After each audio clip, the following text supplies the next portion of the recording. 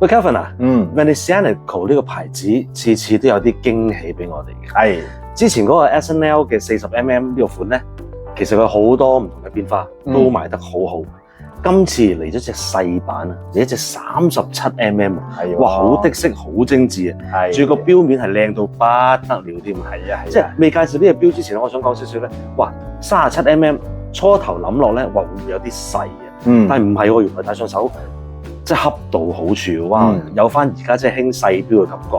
其實我唔係好明點解10零年前咧咁興大標，啲人戴大標咧勁大㗎，咁鬼辛苦，我都唔知點解。硬係覺得有型啲㗎嘛。係啦，而家好多客都話跟住，哇！啲嗰時點解戴隻咁大標真係超級辛苦，而家戴翻啲細標都唔知幾自在。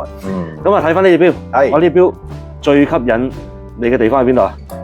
我覺得明顯地就係個標面啦，係啦，個 dial 啦。嗱，平時咧即係大家睇即係識得標嘅朋友就一定要知，咦，首先會發現佢係用呢個即係珍珠母嘅，即係 MOP 啦，係啦。咁但係咧，佢同平時啲 MOP 係有啲唔同㗎，係有3隻色嘅，藍色啦、綠色啦，同埋最側邊呢係紫色啦。但係最外圍你見到佢咧黑咗一圈嘢㗎，係呢個就係頭先我講嗰個 smoky 嘅效果啦，繽紛效果，或者女士化咗妝咁 smoky eyes 咁樣啦。咁但係咧其實唔簡單嘅，首先咧。你要揀適合嘅 MOP 先啦，咁你當然個 quality 啊、佢色澤啊、顏色係咪佢要嘅嘢啦，係啦，因為 MOP 係天然嘢嚟㗎嘛，係啦，靚㗎嘛。咁你天然嘢得嚟，但係佢都盡量係要大概要走嗰個味道出嚟，佢就喺嗰堆材料裏邊就盡量篩選啊、分類咁樣啦。